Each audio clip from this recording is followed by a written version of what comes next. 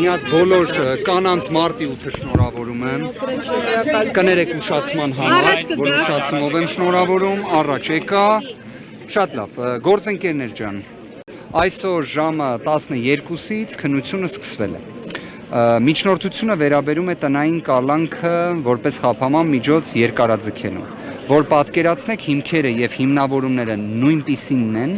կամ այն նույն բովանդակությունը ունեն, ինչ երբ ներկայացվում էր, որ կալանքը կիրառվի որպես խափաման միջոց։ Այսինքն նույն բառերն են, ուղղակի վերջում տնային կալանք բառն է օգտագործվում։ Սա ինչի համար եմ վկայակոչում, որ պատկերացնեք, որ թե կալանքը 7 ամիս տևած, թե տնային կալանքը 2 ամիս տևած, ոչ մի հիմնավորում անհրաժեշտ չունի։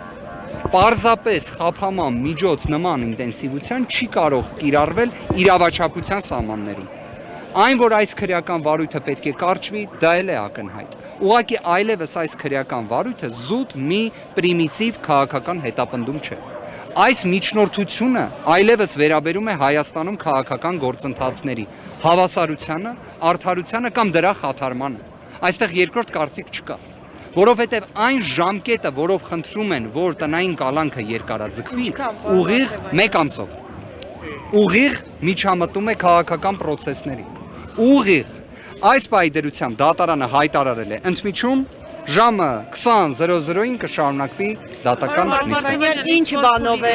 որ այսինքն հայտնի հարցազրույցի մասով է բանը։ Ըստ էության, տեսեք, ըստ էության հայտնի հարցազրույցը այն է, մեր ձևով կմասնակցենք եկեղեցու պաշտպանությանը, նախադասության համար քրեական վարույթը նույն կերպ պահպանվում է։ Կան արդյոք այլ մեղադրանքներ, երկու տնտեսական բնույթի մեղադրանքներ կային, որոնցից երկուսն էլ Առաջին ատյանի վերաքննիչ դատարանների կողմից հիմնավոր կասկածի բացակայությամբ արձանագրվել էին, որ անհիմն են, միաժամանակ Վճռաբեկ դատարանը մեկ դեպքի վերաբերյալ գտել էր, որ հիմնավոր կասկածը կա, հիշում եք այդ պատմությունը, որ նույնիսկ դատախազները կարողացել էին արձեռն ստանալ այդ որոշումը, երբ մենք նույնիսկ տեղյակ չէինք, որ նման որոշում հրապարակվել է։ Այնուհետև նույն Վճռաբեկ դատարանը երկրորդ տնտեսական բնույթի մեղադրանքի վերաբերյալ արձանագրեց հիմնավոր կասկածի բացակայությունը։ Պատկերացրեցիք, այսինքն Վճռաբեկ դատարանը մեկ տնտեսական բնույթի մեղադրանքի վերաբերյալ գտավ, որ իբրև կա այդ հիմնավոր կասկածը, թեև դրա նվազագույն շանսը չէի պատկերացնում, ոնց կարող էր լինել, եւ դրան համարժեք մեկ այլ աբսուրդային մեղադրանքով գտավ, որ հիմնավոր կասկած չկա։ Հետևաբար ամփոփելով, այո, հարցազրույցն է հիմնական մեղադրանքը։ Իսկ թե հարցազրույցի պահպանման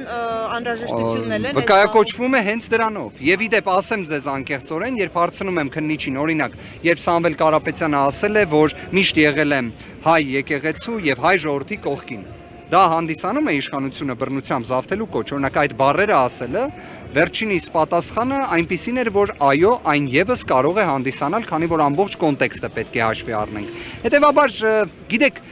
աբսուրդ է սա քաղաքական հետապնդում է, սա առաջին պահից սկսած է եղել քաղաքական հետապնդում եւ դա արձանագրված է եղել Facebook-ի միջոցով։ Այստեղ վեճ չկա։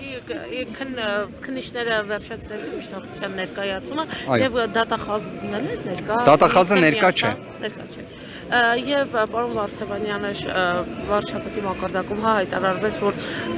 Սամվել Կարապետյանը այո կարող է վերցնել հեռախոսը, տեսանյութերով, տեսաուղերձներով հանդես գալ։ Ճիշտ է, քիչ առաջ Նարեկ Կարապետյանն ասաց, որ այդ հասով դիմել են քննչական կոմիտե, սակայն պատասխան չեն տվել։ Դուք ավելի իրավաբանորեն կմանրամասնեք, ինչ է տեղի ունեցել։ Գործընկերներ ջան, ես կարծում եմ երևի 3-ից 4 անգամ մանրամասնել եմ նշված հարցը։ Իդեպ այսօր էլ դատական նիստում դրա վերաբերյալ քննարկում եղավ, կարող եմ ասել, որ գործադիր իշխանության ղեկավարի կողմից ներկայացված հայտարարության իրավական հիմքը, աղբյուրը չեմ պատկերացնում ինչն է։ Այսինքն կարծում եք, եթե Սամվել Կարապետյանը Ես ինքս դիմել եմ պրոբացիայի ծառայություն հարցնելով արդյոք կարող է տեսաուղերձ հրապարակել, պրոբացիայի ծառայությունը ինձ առաջարկել է դիմել դատարանին եւ վարույթ իրականացնող մարմնին։ Վարույթ իրականացնող մարմինը ասել է, որ նման պատասխան տալ չի կարող։ Դե դա մերժումն է, գործընկերներ ջան։ Դատարանին դիմել եմ, դատարանից պատասխան չունեմ եւ ճիշտն ասած հաշվի առնելով, որ Սամվել Կարապետյանի նկատմամբ նաեւ հաղորդակցման սահմանափակում է կիրառված։ Այսինքն օրինակ Նարեկ Կարապետյանին Սամվել Կարապետյանը չի տեսել արդեն 9 ամիս։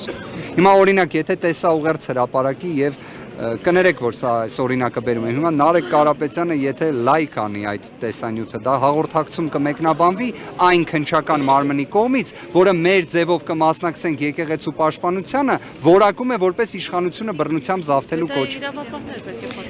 Դե ես կարծում եմ իրավապահների պատասխան չտալը նշանակում է, որ պարզապես սա լրիվ այլ Պարոն նպատակ է Վարդևանյան, իսկ որոշման հրապարակման հետ կապված կարող եք ասել, երբ կլինի արդեն հրապարակումը։ Ժամը 8-ին վերսկսվելու է դատական նիստը, շարունակվելու է։ Եկեք սպասենք, կտեսնենք։ Պարոն Վարդևանյան, դատարանը այլևս քանի անգամ կարող է կիրառել կալանքը որպես խափանման միջոց։ Քանի անգամ է մնացել դատարանի ըստ օրենքի։ Քրեական վարույթը ունի ժամկետ առավելագույն, այն 10 ամիսն է։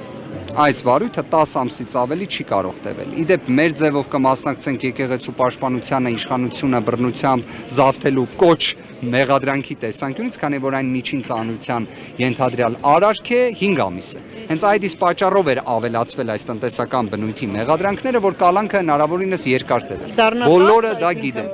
Այո, 10-ն է, բայց այդ 10-ն էլ առավելագույնը չէ, որովհետև կարող են 2 ամսով կասեցնել քրեական վարույթի ժամկետը, ես ձեր ներկայությամբ այդ կանխատեսումը կանեմ, այդպես էլ անելու են։ 10 ամսում չեն ավարտելու քննությունը, այլ կասեցնելու են դրանով արհեստական որոշակի ձգձգել։ Հենց նախաքննությանն է վերաբերում։ Քրեական վարույթի ժամկետը ըստ էության նախաքննության մասին է ընդհանուր առմամբ։